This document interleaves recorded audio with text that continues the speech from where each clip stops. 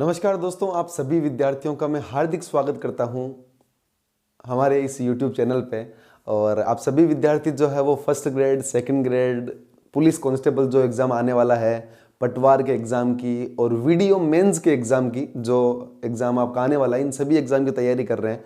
इन सभी एग्ज़ाम्स के अंदर दोस्तों आपका एक विषय जो सर्वाधिक विद्यार्थियों को हार्ड भी लगता है, विद्यार्थी रटते रहते हैं बार बार कि भाई हमसे याद तो वैसे भी नहीं होना है, तो हम याद करते रहते हैं, रटते रहते हैं, लिखते रहते हैं। परंतु दोस्तों अगर किसी चीज़ को रटा जाता है तो वो कम समय के लिए याद रहती है, परंतु अगर हम समझ के उस चीज़ को याद करें, और जीके को एक बहुत सी भ्रांतियां रहती है कि जीके को अपन रट के याद कर सकते हैं। नहीं, जीके को अपन समझ कर भी याद कर सकते हैं। हर चीज़ दुनिया के अंदर है तो वो किसी न किसी कारण के अंदर है। तो दोस्तों ज़्यादा आपसे मैं आपका टाइम वेस्ट नहीं करूँगा। मेरा नाम सिद्धार्थ है और मैं अनअकैडमी पर एजुकेटर हूँ और मैं आपको राजस्थान की इतिहास और कला संस्कृति जो है वो पढ़ाऊंगा। इस YouTube चैनल पर आपको पूरा कोर्स जो है वो निःशुल्क प्रोवाइड करवाया जाएगा। आज के इस वीडियो के अंदर आपको मैं राजस्थान के त्योहार, राजस्थान की जो कला संस्कृति का एक महत्वपूर्ण टॉपिक है राजस्थान के त्योहार, इस टॉपिक को पढ़ाने का प्रयास करूंगा और समझाने का प्रयास करूंगा कि आज की क्लास आप लीजिएगा और देखिएगा कि आपको किस प्रकार से समझ में आता है। अगर समझ में आएगा आपको तो वीडियो को लाइक जरूर कीजिएगा, चैनल को सब्सक्राइब जरूर कीजिएगा। तो चलिए आज के इस शानदार टॉपिक का शुभारंभ करते हैं। दोस्तों राजस्थान के त्योहार को सबसे पहले पढ़ने का एक मात्र और बड़ा रीज़न है कि राजस्थान के अंदर जब भी हम कोई दुर्ग पढ़ते हैं, कोई मेले पढ़ते हैं, लोक देवता पढ़ते हैं, तब मान लो अपन कोई दुर्ग पढ़ रहे हैं, ठीक है। तो जैसे चित्तौड़गढ़ का हो गया, तो चित्तौड़गढ़ के अंदर आपके जोहर मेला लगता है। तो जोहर मेला कहाँ पर लगता है, ठीक है, तो चित्तौड़गढ़ के अंदर लगता है। कब लगता है वो भी अपन पढ़ेंगे यहीं पे। यहाँ पर मैं आपको त्योहार के अंदर बताऊंगा कि किस त्योहार पर चित्तौड़गढ़ के अंदर जोहर मेला लगता है। उसके पश्चात राजस्थान के जितने भी लोक देवता पढ़ेंगे, उसके अंदर हर लोक देवता का जो मेला है वो किसी न किसी त्योहार के दिन लगता है। और त्योहार जो है वो लोक देवताओं से संबंधित है, लोक देवियों से संबंधित है। तो आगे वाले सारे टॉपिक जो है वो इसी विषय से संबंधित है। तो चलिए आज के इस वीडियो को अपन शुरू करते हैं। राजस्थान के त्योहार पढ़ने से पहले दोस्तों अपने को एक चीज पता होनी चाहिए कि जिस प्रकार से आपके जनवरी, फरवरी, मार्च, अप्रैल वाले जो एक साल के 12 महीने होती हैं, जो आपके ईसवी कैलेंडर से होते हैं दोस्तों। ईसाई जो है ये आपका कैलेंडर लेकर आए थे, जो अपन अभी वर्तमान के अंदर जनवरी फरवरी वाला जो कैलेंडर है यूज करते हैं, वो ईसाई लेकर आए थे दोस्तों। ये जो हमारा हिंदू कैलेंडर जो है ये इससे थोड़ा सा अलग है। हालांकि है हमारे भी 12 महीने, ठीक है, 12 महीने हमारे काम में आते हैं, लेकिन आपके जो जनवरी फरवरी वाला है ये आपका ईसवी कैलेंडर है, ईसाइयों वाला कैलेंडर है। तो सर क्या अंतर है दोनों के अंदर? बहुत बड़ा अंतर है दोस्तों, ठीक है ना। क्या अंतर है वो अपन देखते हैं। देखो पहले अपन देखते हैं ईसाइयों वाला कैलेंडर, ठीक है। चलिए इसे अपन कहते हैं दोस्तों ईसवी कैलेंडर, ठीक है। इसे हम जानते हैं ईसवी कैलेंडर के नाम से, ठीक है। और नीचे अपने हो जाएगा आपका विक्रमी संवत कैलेंडर या फिर विक्रमी संवत। कोई राजा हुए थे विक्रमादित्य नाम के, हालांकि कौन से विक्रमादित्य थे वो अपने हालांकि पता नहीं चलता कि भाई कौन से एग्जैक्टली कौन से विक्रमादित्य थे, लेकिन विक्रमी संवत जो है या विक्रमी कैलेंडर आप कह दो, ये जो है वो आपके इस कैलेंडर का नाम है। अब सर अंतर क्या है दोनों के अंदर? महीने 12 है, सब बातें 12 है, तो अंतर क्या है दोस्तों? आपका जो ईसवी कैलेंडर है इसके अंदर एक साल के अंदर जो है वो आपके दिन होते हैं कितने? 365 दिन। और ये जो कैलेंडर है ईसवी वाला कैलेंडर, ये आपके सूर्य पर आधारित कैलेंडर है दोस्तों, कि जो पृथ्वी है वो सूर्य के चारों तरफ जो है वो चक्कर निकालती है। तो 365 दिन के अंदर एक चक्कर आपका पूरा करती है। तो 365 दिनों का जो एक साल माना जाता है, इसके अंदर 365 दिनों का प्रयोग होता है, या फिर 365 दिन के अंदर एक चक्कर जो है वो आपकी पृथ्वी सूर्य की निकालती है। तो ये होता है आपका सूर्य पर आधारित, ठीक है। और इसके अलावा अगर आपको पूछ ले कि भाई आपका विक्रमी कैलेंडर जो है वो किस पर आधारित रहता है, तो दोस्तों ये होता है आपका चंद्रमा पर आधारित। दोनों कैलेंडर के बीच में अंतर देख रहे हैं दोस्तों, है ना। तो ये हो जाएगा आपका चंद्रमा पर आधारित।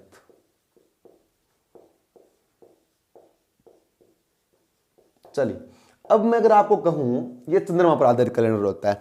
अब एक चीज याद रखिएगा कि ईसवी कैलेंडर के अंदर जो है वो आपके जनवरी फरवरी 30 दिन अपन नॉर्मली मान के चलते हैं, 30 दिन का जो एक महीना होता है। परंतु आपके जो विक्रमी संवत का जो एक महीना होता है वो महीना आपके 30 दिन का नहीं होकर के दोस्तों 29.5 दिन का होता है।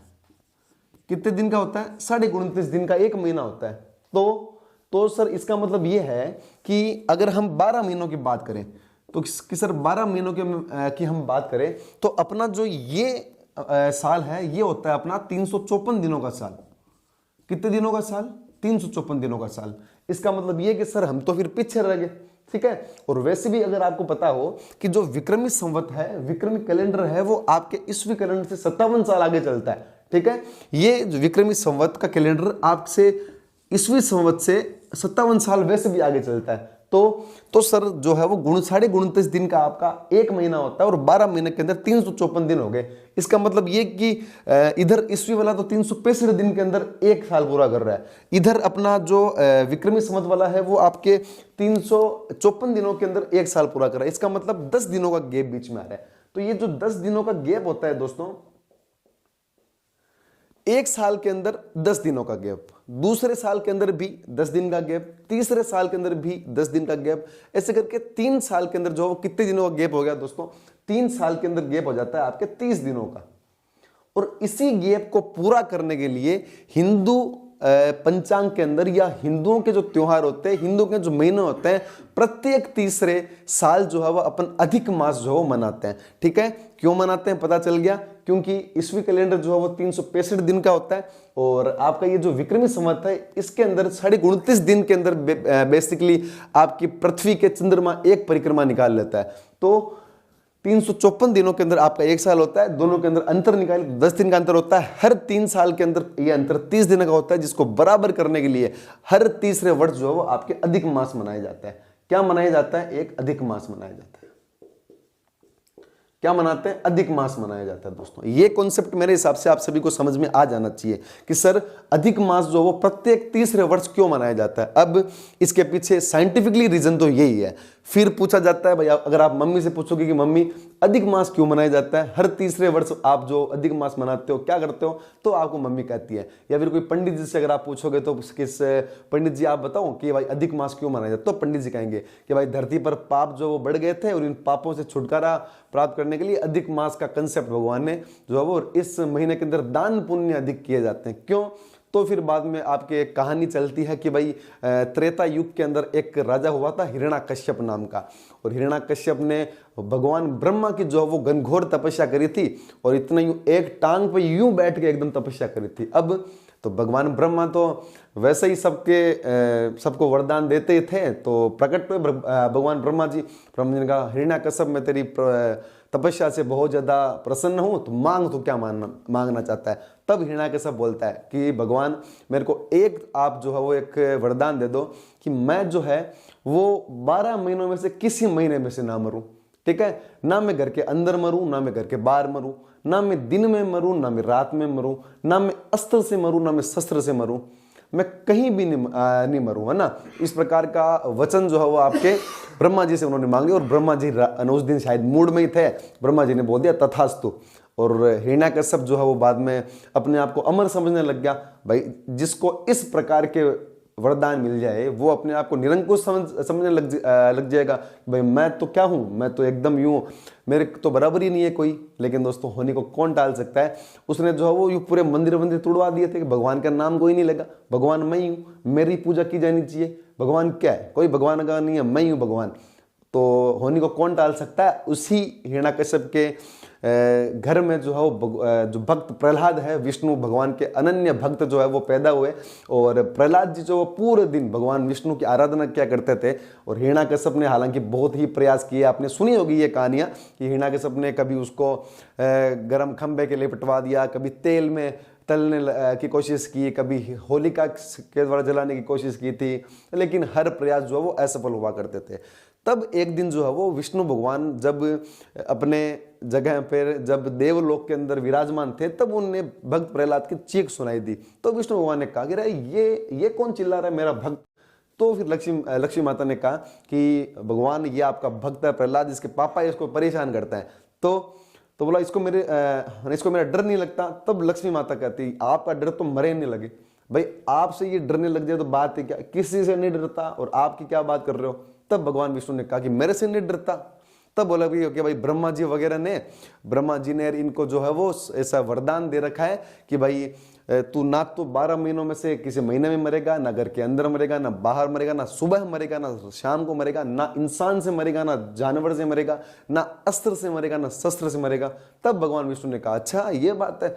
और उस समय जो विष्णु भगवान ने कहा कि अब से 12 महीने नहीं होंगे, अब से 13 महीने किए जाएंगे, और इसलिए भगवान ने जो है वो 13 महीने का कंसेप्ट रचते हुए हिरण्यकश्यप को जो है मार गिराया था। कैसे मारा था आपको पता है कि जाई चौखट पे बैठ के मारा था, नाखूनों से मारा था, नरसिंह अवतार लेकर मारा था, और गोधुली वेला के अंदर मारा था, ना सुबह थी ना रात थी, और इस प्रकार हिरण्यकश्यप का अंत किया गया। तो मेन तो कॉन्सेप्ट यही था। तो इसी दिन जो है वो मम्मी आपके पूजा पाठ वगैरह करती है, और काफी दान पुण्य जो है वो आपके किए जाते हैं इस दिन। तो याद रखना आप लोग ये बात। एक बार आप स्क्रीनशॉट लेना चाहो तो ले लो। चलिए ये बातें हो गई। अब सीधा अपन पढ़ते हैं कि भाई हिंदू त्योहार जो है वो, त्योहारों का क्या मामला है सर। ठीक है सर, ये तो हमने पढ़ लिया कि भाई 354 दिन का एक होता है, अधिक मास मनाया जाता है, ये बातें तो हमने पढ़ ली। ठीक है, अब बढ़ते हैं अपन हिंदुओं के जो महीने होते हैं वो कौन कौन से होते हैं और क्या क्या इनका जो परिणाम होता है। हिंदुओं के अंदर जो महीने होते हैं वो जनवरी फरवरी के जैसे ही 12 महीने होते हैं। नाम थोड़े से मैं आपके लिख देता हूं यहाँ पे कि महीने जो है, एक महीना होता है चैत्र, एक होता है वैशाख, एक होता है ज्येष्ठ, एक होता है आषाढ़, एक होता है आपका श्रावण, ठीक है, एक होता है भाद्रपद, एक होता है आश्विन,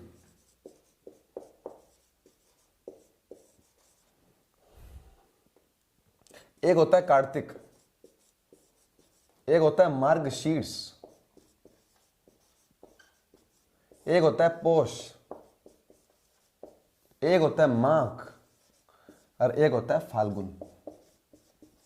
हालांकि गांव के अंदर अपन इसको ना, इनको ऐसे नहीं बोलते। गांव के अंदर हम इनको अलग ही बोलते हैं। चैत बैसाख जेठ आषाढ़ सावन भादवो आसोज काती मिंगसर पो मार फागण। अपनी मम्मी भी ऐसी बोलती है, दादी भी ऐसी बोलती है, लेकिन भाई अब किताबों में ऐसे चलते हैं तो आजकल याद रखना तुम लोग भी। चैत्र वैशाख ज्येष्ठ आषाढ़ श्रावण भाद्रपद आश्विन कार्तिक मिंगसर पौष मार फागण, ये 12 महीने आपके जो है वो हिंदुओं के जो त्योहार होते हैं, ये 12 महीनों के त्योहार होते हैं। ठीक है ना, इन जो भी त्योहार आएंगे इन सब 12 महीनों के अंदर आएंगे। ठीक है ना, तो याद रखिएगा। अब एक एक महीने को देखते हैं कि भाई महीने के अंदर होता क्या है। जिस प्रकार से सर, अब आप बोल दोगे कि सर अपने जनवरी फरवरी वाले में तो एक एक सप्ताह होता है, सोमवार मंगलवार ये होते हैं, इसमें क्या होता है? तो इसमें क्या होता है मैं आपको बताता हूं। चैत्र महीना, ठीक है, चैत्र महीने में कितने दिन होते हैं? वैसे 29.5 दिन होते हैं, लेकिन 30 ही मानते हैं। राउंड फिगर में अपन 30 ही मानते हैं। अपन जो है वो 29.5 30 ही राउंड फिगर में मानते हैं। तो 30 जो है वो आपके दिन होते हैं चैत्र महीने के अंदर। ठीक है, जिस प्रकार से आपके ईस्वी कैलेंडर के अंदर सप्ताह होते हैं, पखवाड़े होते हैं, और उसी प्रकार से यहां पर पखवाड़े होते हैं। जिस प्रकार से वहां सप्ताह होता है, यहां पखवाड़े होते हैं। पखवाड़े मतलब 15 दिनों के जो पखवाड़ा होता है, एक पखवाड़ा 15 दिनों का, मतलब कि 1 तारीख से 15 तारीख। जिस प्रकार 1 से 7 तारीख सप्ताह होता है, वहां पर यहां पर पखवाड़ा होता है। 1 से 15 यहां पर आएंगे, 1 से 15 यहां पर आएंगे। चंद्रमा की कलाओं पर आधारित रहेंगे। मैंने आपको बताया था कि जो विक्रमी संवत है वो चंद्रमा की कलाओं पर आधारित होता है। इसका मतलब पहले के जो अंधेरे वाले 15 दिन है वो होते हैं आपके कृष्ण पक्ष। ठीक है, वो होते हैं आपके कृष्ण पक्ष, और अगले जो 15 दिन है वो होते हैं आपके शुक्ल पक्ष। वो होते हैं आपके शुक्ल पक्ष दोस्तों। ठीक है, अब पहली तारीख एकम बोलते हैं, दूसरी तारीख को दूज बोलते हैं, तीसरी तारीख को तीज बोलते हैं, चौथी तारीख को चौथ बोलते हैं, 5 तारीख को पंचमी बोलते हैं, 6 तारीख को षष्ठी बोलते हैं। ऐसे करके 15 तारीख को जो है एकदम अंधेरा रहता है, चंद्रमा जो हो बिल्कुल विलुप्त हो जाता है, और अमावस्या का दिन आता है दोस्तों। ठीक है, जो 15वीं तारीख है इस दिन आती है आपकी अमावस्या। ठीक है, और जो शुक्ल पक्ष है उसकी 15 तारीख को क्या आती है? पूर्णिमा। याद रखना, याद रह जाएगा। कृष्ण भगवान काले थे इसलिए पहले कृष्ण पक्ष आते हैं। कृष्ण पक्ष की 15 तारीख को पूरा अंधेरा, अमावस। ठीक है। शुक्ल पक्ष मतलब उजाला, उजाले के 15 तारीख पूर्णिमा आती है दोस्तों, ये थोड़ा सा ध्यान है।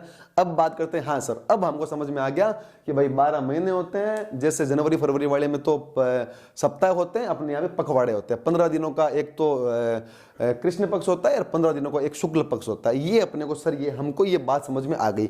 और जो 15वीं तारीख रहती है कृष्ण पक्ष की, ये अमावस होती है, और जो शुक्ल पक्ष की 15वीं तारीख होती है ये पूर्णिमा होती है। इतनी बात हमारे समझ में आ गई। अब बात ये है कि अब अपन क्या पढ़ रहे हैं, त्योहार पढ़ रहे हैं। राजस्थान के अंदर जो है वो त्योहारों की शुरुआत कहां से मानी जाती है दोस्तों? तो आप बोलोगे सर शुरुआत तो क्या ही है, चैत के महीने के अंदर शुरुआत कर लेंगे अपन। चैत के अंदर कृष्ण पक्ष की 1 तारीख 2 तारीख कौन सी आती है वो कर लेंगे? नहीं, यहां पर मैं फिर से आपको कहूंगा कि यहां से शुरुआत नहीं मानते हैं अपन। जो है वो शुरुआत मानते हैं दोस्तों आपके श्रावण महीने के अंदर। एक त्योहार आता है दोस्तों कि श्रावण महीने के शुक्ल पक्ष की 3 तारीख को आपका त्योहार आता है छोटी तीज। उस दिन से आपके जो आपके त्योहारों की शुरुआत मानी जाती है। आरएस 2010 के पेपर के अंदर ये सवाल पूछ लिया गया था, ठीक है। वहां पर एक अच्छा सा वाक्य लिखा हुआ था कि तीज त्योहारा बावड़ी ले डूबी गणगौर। क्या लिखा हुआ यहां पर आपके, यहां ऊपर लिख देता हूं भाई, है ना। यहां पर आप लिखेंगे कि तीज त्योहारा बावड़ी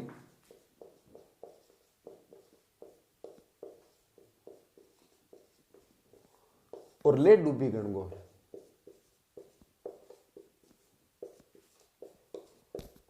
ठीक है, इसका मतलब यह है कि तीज से शुरुआत होती है आपके त्योहारों की, ठीक है।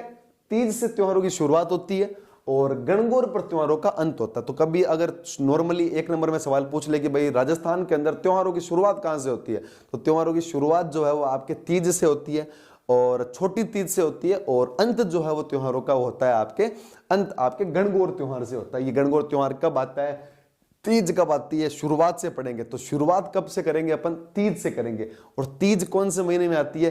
तीज आती है दोस्तों आपके श्रावण के महीने में, ठीक है।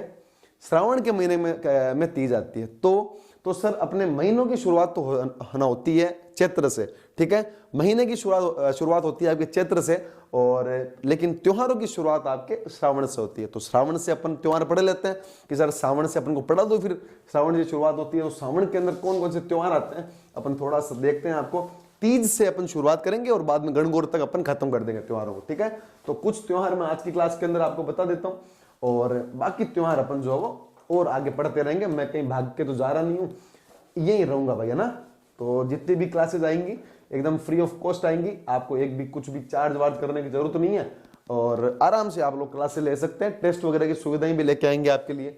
परंतु यहां पर देखिए, अब सीधे आप लोग आ जाओ श्रावण के महीने में। चैत को छोड़ दो, वैशाख को छोड़ दो, ज्येष्ठ को छोड़ दो, आषाढ़ को छोड़ दो, श्रावण के महीने में सीधे आ जाओ, ठीक है। ये मैं श्रावण का महीना लिख रहा हूं यहाँ पे, ठीक है।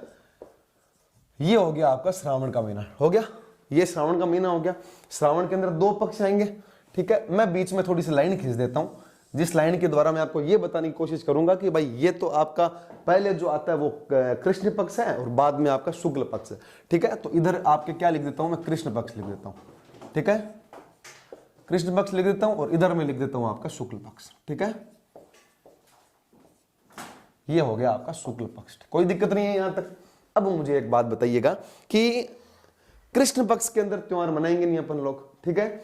और कृष्ण पक्ष के त्योहार आते हैं, लेकिन अपन शुरुआत तीज से मानते हैं। तो तीज कब आती है? तीज का मतलब नाम से पता चल रहा है 3, ठीक है ना। 3 का मतलब तीज होता है। और जो तीसरी तारीख जो है वो कौन से पक्ष की होती है? वो पक्ष की होती है शुक्ल पक्ष। अब मैंने कहा था कि त्योहारों की शुरुआत करेंगे तो भाई उजाले से करेंगे, अंधकार से क्यों करेंगे यार, नहीं करेंगे। तो अपन शुरुआत करेंगे उजाले से। दोस्तों चैनल को सब्सक्राइब जरूर कीजिएगा अगर आपको वीडियो पसंद आ रहा है तो। चलिए, शुक्ल पक्ष से अपन त्योहार करेंगे शुक्ल पक्ष की 3 तारीख को, ठीक है। इसका मतलब तीज आता है, तीज हो गई।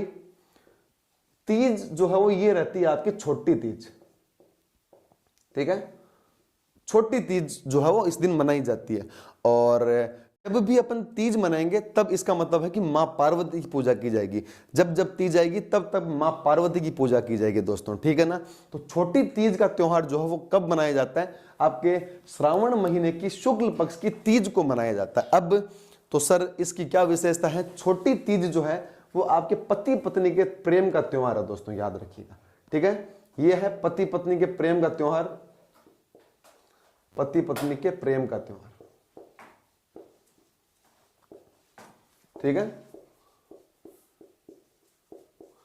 पति पत्नी जो है वो इस दिन अपना त्योहार मनाते हैं, अपना बहुत बढ़िया प्रकार से अपनी छोटी तीज को मनाते हैं। और महिलाओं का तो ये त्योहार विशेष प्रकार से मनाया जाता है। ऐसा कहते हैं कि जब पुराने समय के अंदर परदेश जब पति चला जाया करता था, और जब परदेश गए हुए पति को महिला लेटर लिखा करती थी कि आप तीज पर मुझसे मिलने जरूर आइएगा, क्योंकि तीज मेरा त्योहार है, तीज के दिन आप मुझसे नहीं छीन सकते हो, तीज के दिन आप सिर्फ मेरे हो। इसका मतलब ये कि पति पत्नी का त्योहार कौन सा है, ये आपका छोटी तीज है।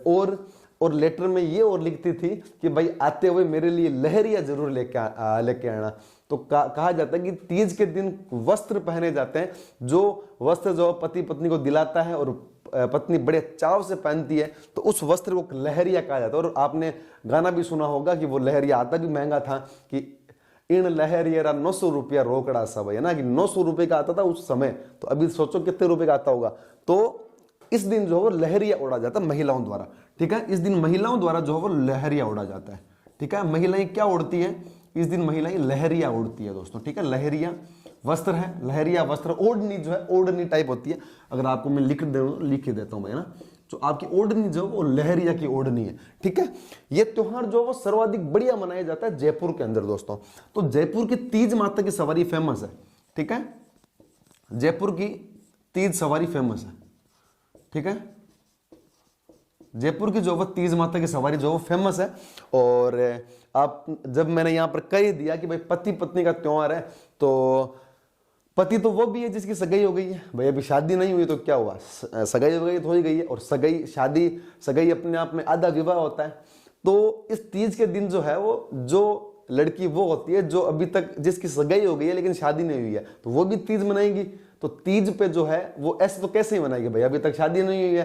तो उसके मनाने के लिए जो ससुराल वाले हैं वो उस लड़की के लिए गिफ्ट भेजा करते हैं दोस्तों। जैसे कि पति भी भेजता है, और पति अकेला तो क्या ही भेजता है, सब परिवार वाले मिलके भेज देते हैं। तो वो जो गिफ्ट इस दिन छोटी तीज के दिन उस लड़की को भेजे जाते हैं, उस गिफ्ट को कहते हैं दोस्तों, क्या बोलते हैं बताइए, उस को कहते हैं सिंजारा दोस्तों, ठीक है। उस गिफ्ट को कहते हैं क्या बोलते हैं, सिंजारा, ठीक है। सिंजारा नामक गिफ्ट जो वो भेजे जाते हैं, ठीक है। याद रखिएगा ये 4 बातें आपको याद रखनी है। पति पत्नी के प्रेम का त्योहार है, महिलाएं लहरिया उड़ती है, जयपुर के अंदर तीज की सवारी निकाली जाती है, सिंजारे का त्योहार जो वो आपके मनाया जाता है। तीज अपन ने मना ली। तीज के बाद में सर क्या मनाएंगे, तो एक बात और होती है दोस्तों कि तीज जो है, जब भी किसी लड़की की शादी होती है, पहली तीज हमेशा पीहर के अंदर मनाई जाती है। तो जब भी महिलाएं पीहर जाती हैं तो पापा मम्मी कहते हैं कि भाई अब एक बड़ा त्योहार और आने वाला है, तो ये त्योहार मना के ही जाना, ये त्योहार भी छोरी तेरा ही है, और इस त्योहार को तू मना के जाना, ऐसा तो मत जा, वरना तो यार क्या ही मजा आएगा, ठीक है। तीज तूने मना ली हमारे यहाँ पे, इससे अगला बड़ा त्योहार तो मना के ही जाना। तो अगला बड़ा त्योहार कौन सा है दोस्तों, आपको मैं अभी बताता हूँ भाई, ठीक है। छोटी तीज अपन ने मना ली, जयपुर के अंदर सवारी देख ली, पति पत्नी के त्योहार का है, पत्नी को लहरिया उड़ा दिया, और जिनकी शादी नहीं हुई है छोरों की, उन्होंने सिंजारा भेज दिया भाई, ठीक है। चलिए अगले त्योहार पर बढ़ते हैं। अगला त्योहार दोस्तों आता है पूर्णिमा के दिन। 30 तारीख को तीज बना ली, अगला त्योहार आता है पूर्णिमा के दिन, ठीक है। चलिए पूर्णिमा के दिन एक बड़ा त्योहार आता है दोस्तों, रक्षाबंधन, ठीक है। रक्षाबंधन जो है वो नया बढ़िया त्योहार आता है, और छोरी को रोकते हैं कि बेटा तो यही रुक, तेरे भाई के राखी बांध के जाना यार, ऐसे क्या जा रही है। तो रक्षाबंधन त्योहार मनाया, भाई के नारियल वारियल देख के राखी बांधी जाती है। तो भाई नारियल वारियल देख के आपने भी जब राखी बांधी होगी या बंधाई होगी, तो नारियल वारियल देख के बंधाई होगी, इसलिए इसको नारियल पूर्णिमा भी कहते हैं दोस्तों, ठीक है। इसको नारियल पूर्णिमा भी कहा जाता है, ठीक है। चलिए नारियल पूर्णिमा भी इस त्योहार को जो वो कहा जाता है। कृष्ण पक्ष नहीं पढ़ रहे हैं, कृष्ण पक्ष खाली है, क्योंकि अभी तक पढ़ रहे नहीं अपन, कृष्ण पक्ष के बाद में शुक्ल पक्ष पढ़ रहे हैं, ठीक है। तो पूर्णिमा के दिन जो है आपके रक्षाबंधन मना लिया जाता है, नारियल पूर्णिमा मना ली जाती है, और इस दिन जो है वो श्रवण कुमार की पूजा की जाती है दोस्तों, ठीक है। इस दिन जो है वो श्रवण कुमार की पूजा की जाती है, ठीक है। चलिए श्रवण कुमार जो है वो इसकी पूजा की जाती है, ठीक है। श्रवण कुमार की पूजा इस दिन की जाती है। तो ये मुख्यतः होते हैं आपके, रक्षाबंधन मनाते हैं, नारियल पूर्णिमा होती है, इस दिन नारियल देते हैं, और श्रवण कुमार की पूजा की जाती है। तो ये रक्षाबंधन का त्योहार आपके कंप्लीट होता है। इसका मतलब यह है कि तीज से शुरू करेंगे। तीज कौन से महीने में आएगा, श्रावण में। श्रावण में मुख्यतः शुक्ल पक्ष के अंदर 2 त्योहार आते हैं, एक तो आता है रक्षाबंधन, एक आता है आपका जो है वो ये आपके छोटी तीज। तो छोटी तीज के अंदर क्या पढ़ लिया अपन ने, भाई जयपुर की सवारी प्रसिद्ध है, और छोटी तीज के समय जो है वो लहरिया उड़ा जाता है, सिंजारे भेजे जाते हैं, और यही बातें हैं पति पत्नी का प्रेम का त्योहार है। ये मुख्य बातें अपन ने है जो है वो आज पढ़ी। इसके बाद में भी काफ़ी त्योहार आते हैं और काफ़ी त्योहार और आएंगे। कौन कौन से त्योहार अगली क्लास के अंदर अपन पढ़ते हैं वो मैं आपको बता दूंगा। अगले महीने के त्योहार जो है वो अगली क्लास के अंदर हम पढ़ेंगे। वीडियो अगर अच्छा लगा हो, अगर वीडियो समझ में आया हो, पढ़ाया हुआ थोड़ा बहुत भी समझ में आया हुआ, तो इस वीडियो को लाइक जरूर कीजिएगा। और अगर आप मेरे साथ में और ज़्यादा पढ़ना चाहते हैं तो अनअकैडमी लर्निंग प्लेटफॉर्म पर मैं भी हूं। और धन्यवाद अभिषेक जी को कि मुझे इस चैनल पर पढ़ाने का मौका दिया, और बहुत बहुत धन्यवाद आप सभी का। सब्सक्राइब कीजिएगा, लाइक कीजिएगा, और अगली क्लास के अंदर मैं जल्द आपसे मिलूंगा। तब तक के लिए दोस्तों धन्यवाद। जय हिंद, जय भारत, वंदे मातरम।